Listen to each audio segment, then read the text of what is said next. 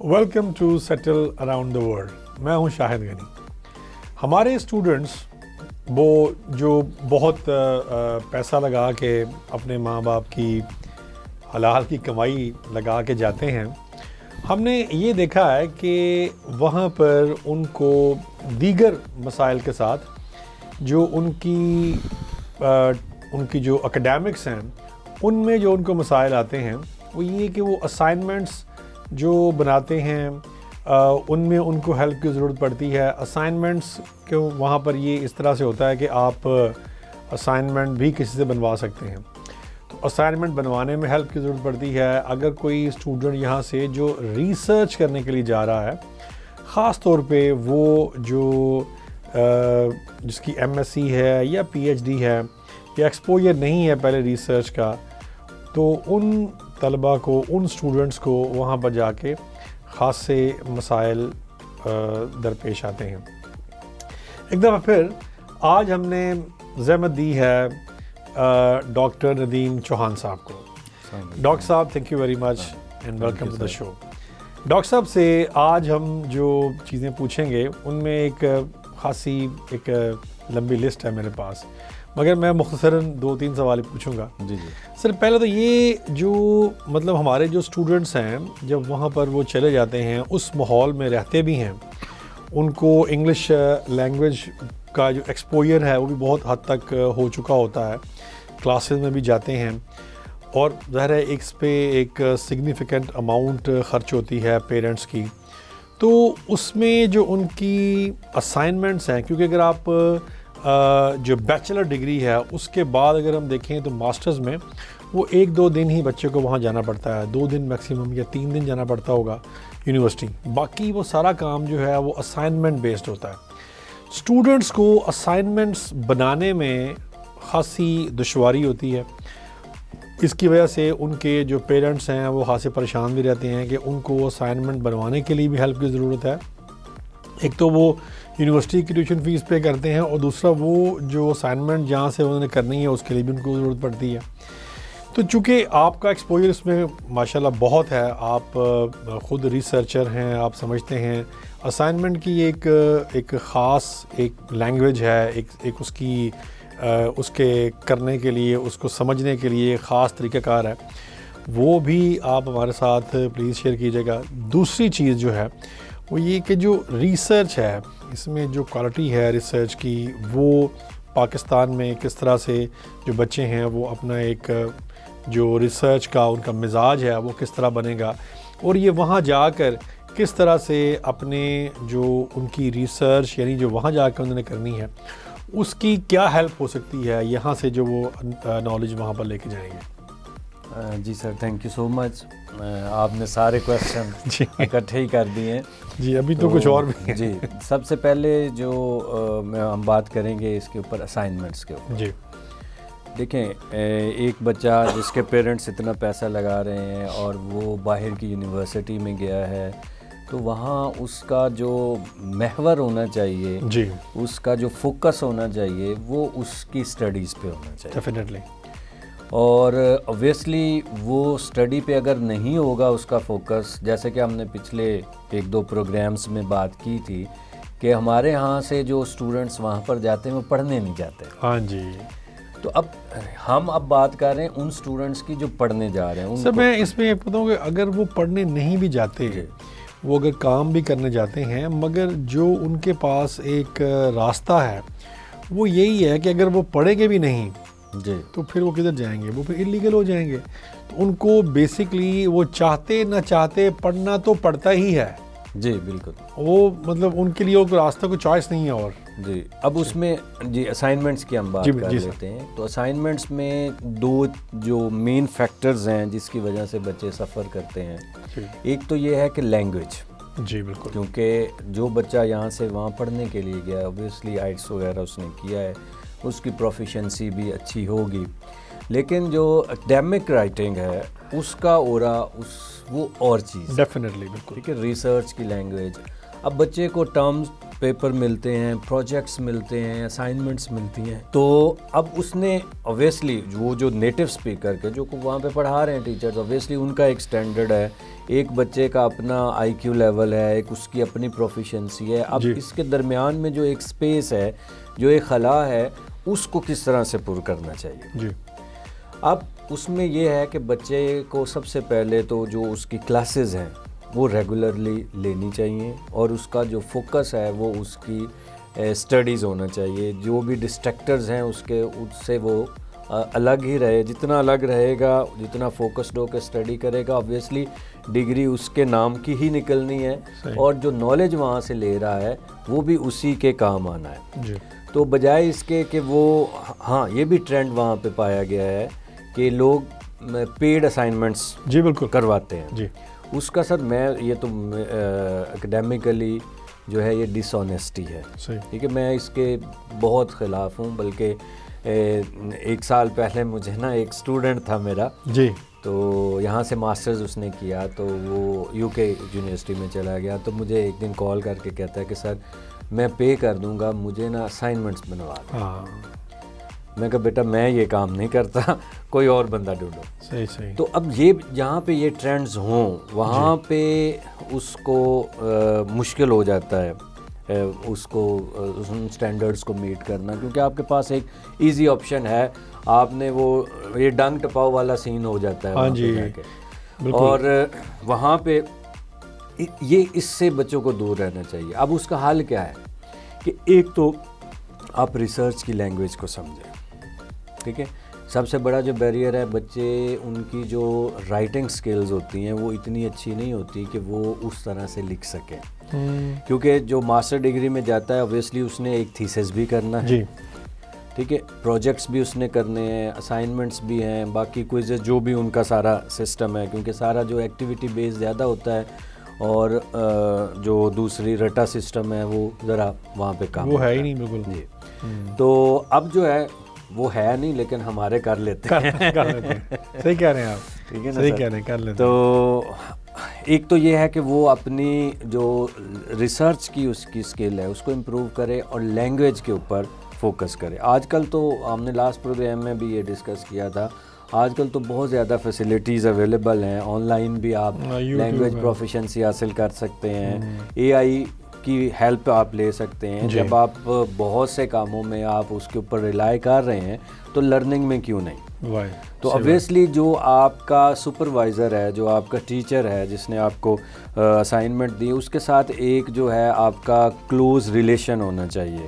आप एक rough draft बनाएं, उसको चेक करवाएं, लैंग्वेज प्रोफिशिएंसी उसको चेक करवाएं, फिर उसका जो है उसके ऊपर उससे फीडबैक लें, फीडबैक लेने के बाद फिर उसके ऊपर काम करके उसको फाइनल सबमिशन दें। हमारे यहाँ ये होता है कि बच्चे जो है वो डेडलाइंस का उनको पता होता है, लेकिन वो डेडलाइन से एक दिन पहले, पाकिस्तानी कल्चर मैं आपको बता रहा हूँ, ठीक है, क्योंकि मैं बहुत सी यूनिवर्सिटीज़ में पढ़ाता हूँ, तो जो डेडलाइन वाला रात होती है या दिन होता है, बस वही होती है, वही होता है। और उसमें इतना जल्दी काम करने का कोई जादू की छड़ी तो नहीं है। एकेडमिक राइटिंग जो है वो एक स्किल है, वो एक आर्ट है, उसके पीछे एक पूरी आपकी प्रैक्टिस, पूरी लाइफ की लैंग्वेज की जो है वो काम कर रही होती है।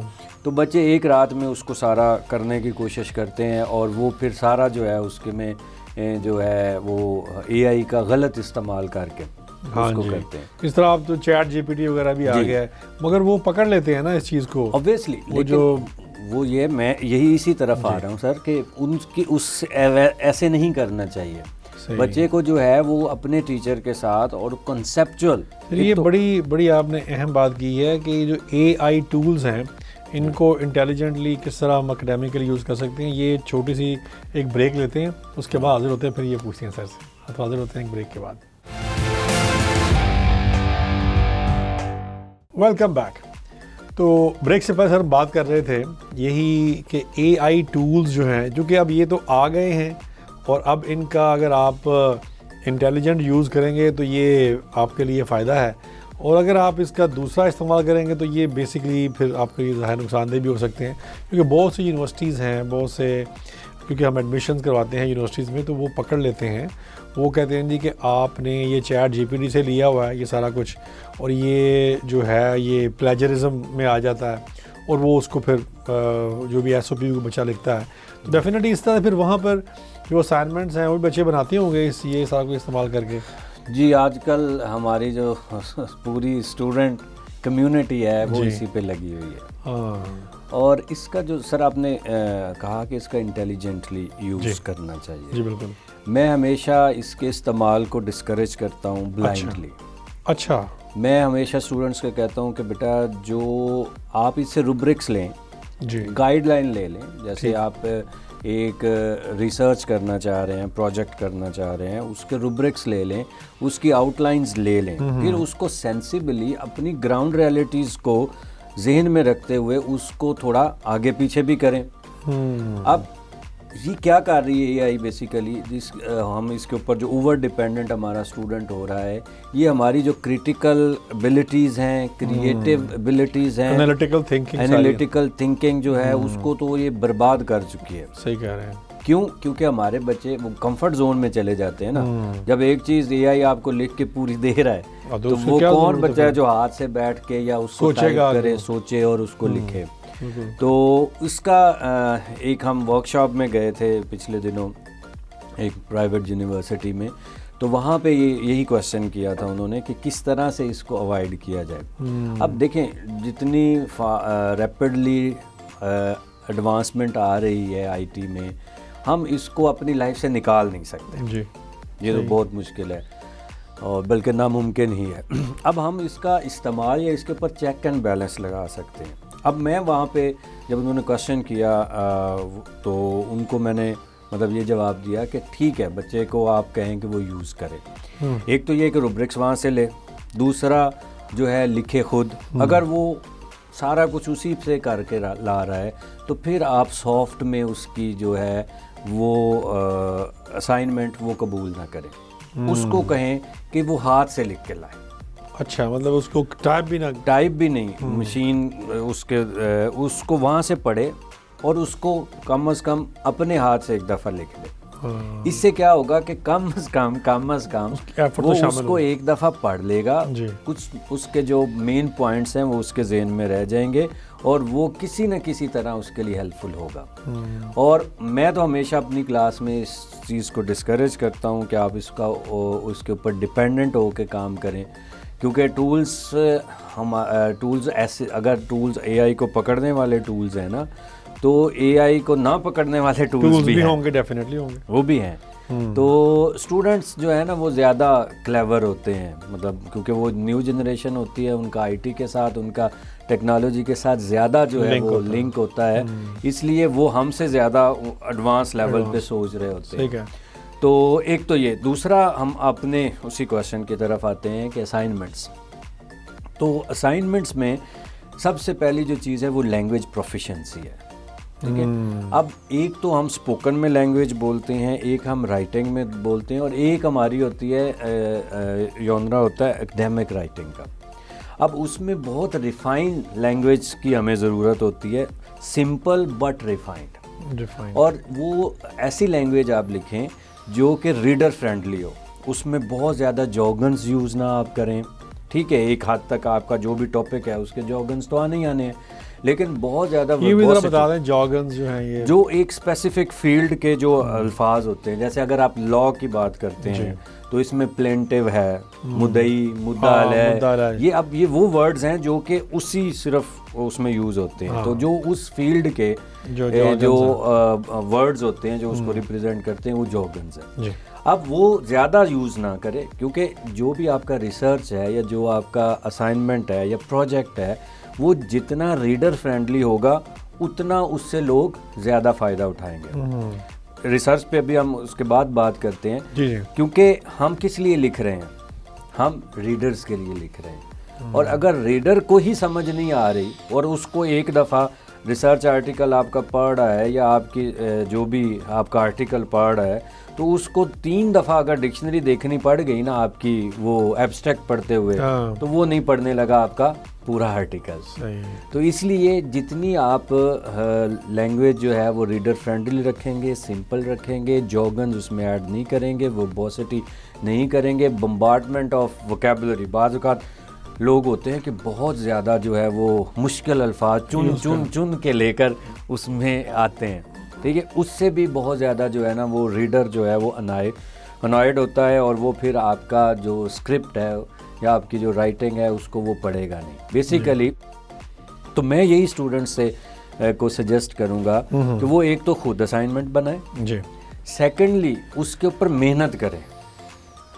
ये AI टूल्स यूज़ कर एक हद तक आप करें, रूब्रिक्स उससे लें, ठीक है, अपने टॉपिक्स को रिफ़ाइन उससे करवाएं, थोड़ी बहुत गाइडलाइन ले लें, लेकिन लिखें खुद। और फिर वो चेक करवा के अपने सुपरवाइज़र को उसको फीडबैक लेके फिर उसके बाद उसके अंदर जो भी वो आपको फीडबैक देता है उसके मुताबिक उसको करेक्ट भी करें। हमारे यहाँ ये है कि असाइनमेंट है वो कॉपी करवाई है और फेंक दी है, और बाज़ औक़ात टीचर भी जो है वो बॉदर नहीं करते, वो पढ़ते ही नहीं है, वो ऐसे ही रद्दी में हर साल जो है जो प्रोफेसर के घर से रद्दी निकलती है ना सर, वो भी काफ़ी होती है, और वो वही रद्दी होती है जो कि क्या उसको कहते हैं उनकी असाइनमेंट्स होती है। अक्सर बच्चे सर मैं मतलब ऑन अ लाइटर नोट बच्चे मुझसे कहते हैं सर ये वापस कब मिलेगी असाइनमेंट, तो मैं कहता हूँ बेटा कभी भी मिल सकती है, कभी आप पकौड़े खाने जाएं ठीक है, और आपको जिस वहाँ पे जिस कागज़ पे डाल के दे वो हो सकता है आपकी असाइनमेंट ही हो, तो इसलिए मिल आपको ज़रूर जाएगी। तो इस तरह भी होता है कि मतलब जो है वो असाइनमेंट्स जो हैं वो टीचर्स रख लेते हैं और फिर जो है वो रद्दी में जाते हैं। सही, वहाँ पर हमने ये देखा है कि USA में या UK में, इवन यूरोप में भी जो असाइनमेंट्स वो देते हैं आपको, जो आपके टीचर्स हैं, आपके सुपरवाइज़र्स हैं, वो उसमें कुछ वो चीज़ तलाश कर रहे होते हैं कि आप जो लिख रहे हैं वो आपकी आपकी पर्सनैलिटी है उस चीज़ को भी वो डिपिक्ट करती है, चीज़ कि आपने क्या लिखा है। असाइनमेंट बेसिकली आपका अपना ही एक चेहरा होता है जो कि उसमें उन अल्फाज में मिल जाता है। वहाँ पर स्टूडेंट को फीडबैक देना भी ज़रूरी है, और उसमें क्या उन्होंने सीखा है, क्या उन्होंने वो समझा है, वो टीचर का बताना भी ज़रूरी है। वहाँ पर ही वो शायद वो ज़ाहिर है कि वो पकौड़े तो उसमें शायद वो ना कर सकें मगर वो देते भी ज़्यादातर सॉफ्ट कॉपीज़ ही हैं उनको, मगर बहरहाल टीचर्स का उसके ऊपर अपने कमेंट्स देना, उसके ऊपर पढ़ना, उसको पढ़ना और फिर उसमें बताना जी कि आपने इसमें क्या है। फिर वहाँ पर और भी बहुत से इसके इवेंट होते हैं, प्रेजेंटेशंस होती हैं, स्टूडेंट को बताना पड़ता है कि उसने ये क्या लिखा, कहाँ से इंस्पायर हुआ, ये सारे कुछ चीज़ें जो हैं वो उसने की।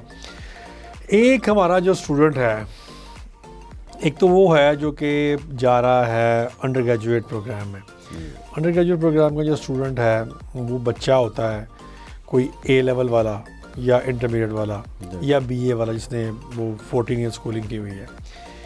एक हमारा जो स्टूडेंट है वो है जिसने BS किया हुआ है पाकिस्तान से, 4 इयर्स उसने पढ़ा है, उसकी 16 इयर्स की जो वो हो जाती है क्वालिफ़िकेशन, वो वहाँ पर जा रहा है मास्टर्स करने के लिए। और एक वो है जो वहाँ पर रिसर्च में मास्टर्स करने जा रहा है। तो सवाल जो है वो ये है कि जो रिसर्च वाले जो स्टूडेंट्स हैं उनके लिए क्या गाइडलाइंस हैं, मगर यह हमें बताएंगे थोड़े से एक ब्रेक के बाद। तो हाजिर होते हैं ब्रेक के बाद। Welcome back. ब्रेक से पहले हम सर से सवाल पूछ रहे थे कि ये जो रिसर्च वाले स्टूडेंट्स हैं, एक तो वो हैं जिन्होंने MS करना है वहाँ पर जाके रिसर्च में, और एक वो हैं जिन्होंने PhD करनी है। PhD में थोड़ा सा ज़्यादा समझदार होते होंगे, वो स्कॉलर्स हैं। जो मास्टर्स वाले हैं वो शायद इतने उनको ना पता हो। उनके लिए सर कोई चीज़ बताएं हमें कि वो उनको रिसर्च करें, और ये ना कि वो अपना जो रिसर्च वाला सारा काम है वो भी वहाँ से पैसे दे वो बेचारे करवाते हों। जी सर, रिसर्च जो है वो बड़ा ही हमारी सोसाइटी पाकिस्तान के हवाले से, पाकिस्तान की एकेडमिया में अगर हम देखें तो रिसर्च जो है वो बहुत ज़्यादा सेंसिटिव मैटर भी है, बहुत ज़्यादा इसको इम्पोर्टेंस भी हासिल है, बड़ा सिग्निफिकेंट जो है ना एक कह लें कि इशू है हमारी सोसाइटी का, हमारी एकेडमिया का। हमारे यहाँ जो रिसर्चेज होती हैं अगर हम उसका कंपैरिजन करते हैं इंटरनेशनल रिसर्च के साथ तो हम ज़ीरो पे खड़े हैं जी। अब होता क्या है, यहाँ पे हमारे यहाँ जो रिसर्चेज करवाई जा रही हैं और जो उधर जाके रिसर्च होती है उसमें there is a hell of difference. अच्छा। अब यहाँ पे हमारे जो स्कूल हैं, हमारे कॉलेजेस जो हैं, हमारे एक बहुत ही बड़ा नाम है रिसर्च में, बहुत बड़े हिस्टोरियन हैं डॉक्टर अख्तर हुसैन संधू साहब। जी जी, आपके प्रोग्राम में भी आते रहते हैं। जी जी। वो बड़ी खूबसूरत बात करते हैं। वो कहते हैं जी हमारे इतने कॉलेजेस हैं, हमारे इतने स्कूल्स हैं, इतना हम इन्वेस्ट करते हैं, प्राइवेट भी गवर्नमेंट लेवल पे भी, हम उनको प्रैक्टिकल्स करवाते हैं साइंसेस में, साइंस की बड़ी बड़ी लैब्स हैं, और ultimately at the end of the day हमारी सोसाइटी के अंदर से कोई साइंसदान नहीं पैदा हो रहा। जी, बहुत इम्पोर्टेंट इशू है जिसको वो हमेशा अपनी जहाँ भी बात होती है उसमें हाईलाइट करते हैं। क्या कोई हो भी नहीं रहा है और को बाहर से पढ़ के कोई आया भी नहीं है। वो यही बात है ना, जो बाहर से पढ़ता है वो तो हमने लास्ट टाइम बात की थी, उसके ऊपर हम मज़ीद बात नहीं करें। तो अब जो यहाँ पे मौजूद हैं, अब क्योंकि हमारा सिस्टम उस तरह का है, हमारे कॉलेजेस जो हैं या प्राइवेट कॉलेजेस हैं या गवर्नमेंट है, फैसिलिटीज़ वहाँ पर हैं, लेकिन उनको उस तरह से स्टूडेंट्स जो हैं या टीचर्स जो हैं वो फ्रीली यूटिलाइज नहीं करते। अच्छा, अब लाहौर का बहुत बड़ा कॉलेज है, वहाँ पे फ़िज़िक्स की बहुत बड़ी लैब है, मतलब इंटरनेशनल लेवल की ये जो है वो लैब है, लेकिन अल्टीमेटली वहाँ से जो प्रोड्यूस हो कर रहे हैं स्टूडेंट्स बीएस के हैं, बीएस के शायद कोई अब वहाँ पे कुछ बेहतर स्टूडेंट्स रिसर्च के हवाले से आ रहे हैं, लेकिन इंटर लेवल पे वो जो प्रैक्टिकल का एक सीन है वो मुझे नहीं लगता कि उसका कोई बच्चों को फ़ायदा होता है, सिवाय इसके कि वो 30 नंबर होते हैं, और वो भी आपको पता ही है कि उसमें भी इश्यूज़ बहुत ज़्यादा हैं। ठीक है, फेवरेटिज़म, ये वो सारी चीज़ें हैं। अब बात लेकर जाते हैं हम रिसर्च की तरफ। तो रिसर्च जो है ये एक पूरा इंस्टीट्यूट है। हमारे यहाँ इसको समझा जाता है कि जस्ट एक थीसिस पढ़ा, एक रिसर्च आर्टिकल पढ़ा, दूसरा रिसर्च आर्टिकल पढ़ा, और उसके जो टॉपिक है उसको थोड़ी सा स्क्रू करके और उसी के अंदर से जो है वो एक नई रिसर्च जो है निकाल ली। यही हमारे यहाँ हो रहा है, चाहे वो एमफिल लेवल की रिसर्च है, चाहे वो पीएचडी लेवल की रिसर्च है। रिसर्च का मतलब क्या है? जैसे आपने कहा ना कि आप जब असाइनमेंट करते हैं तो उसके अंदर एक आपकी पर्सनैलिटी होती है, एक वो चीज़ होती है कि आपका कंट्रीब्यूशन क्या है, what actually you are providing to your readers, कि आपने एक एड इन क्या किया है अपने नॉलेज से, अपनी उस इतनी जो आपने कोशिश की है, रिसर्च की है, डेटा कलेक्ट किया है, फिर उसके ऊपर रिसर्च करके आप एक नई चीज़ क्या लेकर आए। यहाँ पे क्या होता है कि मक्खी पे मक्खी मार के रिसर्च जो है वो इतनी रिसर्चेस, आप बिलीव करें कि बच्चे, जब हमारे यहाँ जो ट्रेंड है, बच्चे सवाल क्या करते हैं, सर मैंने थीसिस करना है, मुझे टॉपिक बता दें। मैं कहता हूँ कि भाई थीसिस आपने करना है, ठीक है, आप मुझे बताएं कि ये मेरा एरिया है, मैं आपको बताऊं कि ये 2-4 बुक्स पढ़ो, ये 5, 6, 7, 8, 10 जितने भी आर्टिकल्स हैं वो उससे रिलेटेड पढ़ो, उसके बाद तुम्हें खुद ही आइडिया हो जाएगा कि अब मैंने रिसर्च क्या करनी है। लेकिन मसला ये है कि वो आर्टिकल्स, वो बुक्स पढ़े कौन? हाँ, असल बात ये है। हम क्या करते हैं, हम जैसे बीए में एक फार्मूला ऐसे हुआ करता था, बहुत उसकी मतलब क्या उसको कहते हैं कि बहुत मशहूर फार्मूला ऐसे कि एक ऐसे याद कर लो और उसमें खाली जगह छोड़ दो, जो भी ऐसे आए खाली जगह में आपने वो टॉपिक लिख देना है, बाकी my best friend, I have many friends. ठीक है जी। तो वो अब यहाँ पे रिसर्च का भी वही हाल है, इतनी कॉन्फ्रेंसेस होती हैं हमारे मुल्क में, लेकिन अल्टीमेटली उस कॉन्फ्रेंसेस का सोसाइटी के ऊपर, एकेडेमिया के ऊपर इम्पैक्ट क्या नज़र नहीं आता जी। एक कॉन्फ्रेंस होती है, उसमें आप इंटरनेशनल स्पीकर्स बुलाते हैं, नेशनल स्पीकर्स होते हैं, सारे अपने अपनी रिसर्चेस वहाँ पे पढ़ते हैं, सिवाय स्टूडेंट्स को वहाँ पे एक अट्रैक्शन होती है खाने की और सर्टिफिकेट की। आपने उस कॉन्फ्रेंस का जो आपने डिक्लेरेशन एंड पे जो कॉन्फ्रेंस की होती है उसमें क्या कंट्रीब्यूट किया है, कितने लोग, कितनी नेटवर्किंग आपने की है, कितने लोग आप उस रिसर्च में शामिल आपने किए हैं, और कितने उस ऑडियंस में से और जितने वहाँ पे लोग हैं वो कितने उसमें से नई डायमेंशंस मिली हैं उनको रिसर्चेस की। ये चीज़ बिल्कुल भी नहीं है। सही। अब यहाँ पे जब जिस मुल्क में रिसर्च का ये हाल होगा, वहाँ से नो डाउट बहुत अच्छे टीचर्स भी हैं, बहुत अच्छे रिसर्चर्स भी हैं, मैं मतलब ओवरऑल जनरल एक बात कर रहा हूँ। अब यहाँ से पढ़ के बच्चा जब वहाँ जाता है, अब उसको, मैं एक यूनिवर्सिटी में पढ़ाता था, वहाँ पे जो है बच्चों ने मतलब थीसिस किया, मतलब एमफिल में थीसिस किया, पीएचडी की क्लास मैंने उनको पढ़ाई। तो मैंने उनसे पूछा, जी आपने एमफिल में जो थीसिस किया था, आपके थीसिस का फ्रेमवर्क क्या था? अच्छा सर, बिलीव करें कि 90% उनमें से ऐसे थे जिनको पता ही नहीं था कि फ्रेमवर्क होता क्या है। And they have got the degree of MPhil. वो फोटो फ्रेम की बात कर रहे हैं, मे बी।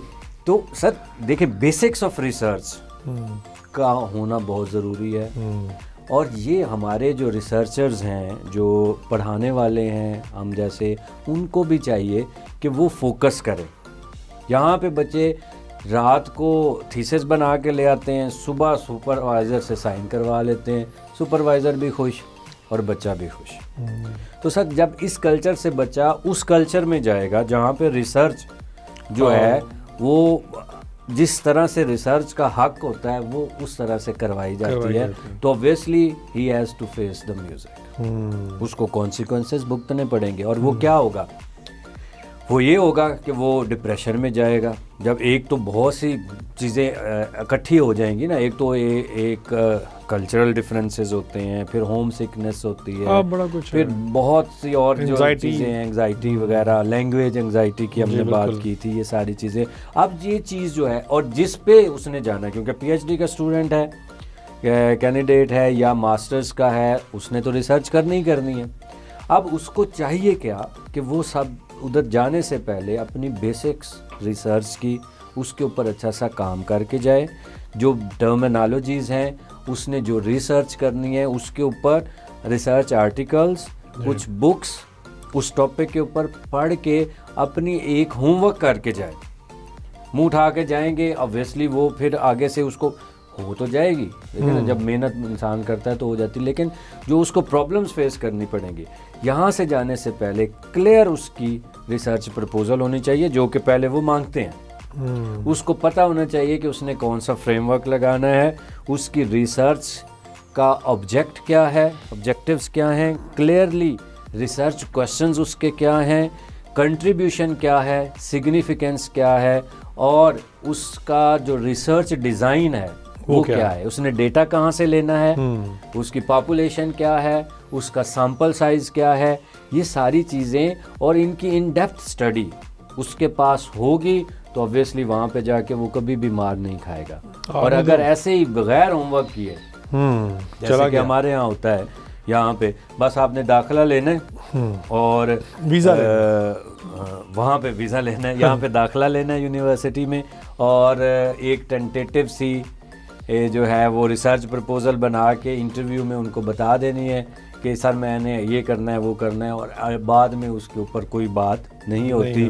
बाद में सुपरवाइज़र अपनी मर्ज़ी से रिसर्च करवा रहा होता है, स्टूडेंट अपनी मर्ज़ी से रिसर्च करना चाह रहा होता है। तो यहाँ पे बहुत ज़्यादा ट्रेनिंग की ज़रूरत है, सुपरवाइज़र्स को भी और सुपरवाइजीज़ को भी। तो दोनों अगर मतलब ट्रेनिंग्स लेंगे और ऑनेस्टी से काम करेंगे, और रिगरस जो है वो ट्रेनिंग और रिगरस स्टडीज़ की ज़रूरत है। आप बिल्कुल सही कह रहे हैं। इसमें हमने ये देखा है कि एक प्रोफेशनल एम्बेजलमेंट भी होती है ना, कि लोग हमारे जिस तरह जो भी आया बस वो कर दिया, उसको मान भी लिया, वो रिसर्च हो भी गई, पेपर भी हो गया, डिग्री भी मिल गई। आज की बेसिकली जो हमारी डिस्कशन थी वो उन स्टूडेंट्स के लिए जो या तो रिसर्च वहाँ करने चले गए हैं या वो रिसर्च करने जाना चाह रहे हैं, क्योंकि फोकस तो यही है कि वहाँ से आपने डिग्री लेनी है। और दूसरी चीज़ ये कि बहुत ज़्यादा इसके ऊपर इन्वेस्टमेंट है पेरेंट्स की या भाई बहनों की, कुछ तवक्कुआत भी हैं, ख्वाहिशात भी हैं जो बच्चे वहाँ पर लेके जाते हैं। अल्टीमेटली जो हम समझते हैं कि इस प्रोग्राम से अगर किसी की वो हेल्प हो सके कि हम अल्टीमेटली पाकिस्तान को इस तरह से फ़ायदा देंगे, पाकिस्तान की इकॉनमी में कंट्रीब्यूट करेंगे अगर हम वाकई में वहाँ पर पढ़ने जा रहे हैं और पढ़ के आए हैं। क्योंकि जब तक वहाँ जो काम करने जा रहे हैं, जब तक वो रोल क्लियर नहीं है, तो किसी को कोई फ़ायदा नहीं होगा। वक्ती फ़ायदा शायद ज़रूर हो सकता है कि कोई चंद पैसे कमा लेंगे, मगर अल्टीमेटली जो पढ़ने जा रहे हैं अगर वो नहीं पढ़ा तो इसका कोई फ़ायदा शायद आपको आने वाले दिनों में, आने वाले सालों में, आने वाली ज़िंदगी में ना हो सके। Sir thank you very much coming to the show, और इंशाल्लाह नेक्स्ट प्रोग्राम में भी कभी ना कभी रिसर्च की मज़ीद जो डिटेल्स हैं वो जानने के लिए आपको ज़रूर ज़हमत देंगे। Thank you very much. हाज़िर होंगे एक नए टॉपिक के साथ, तब तक के लिए खुदा हाफ़िज़।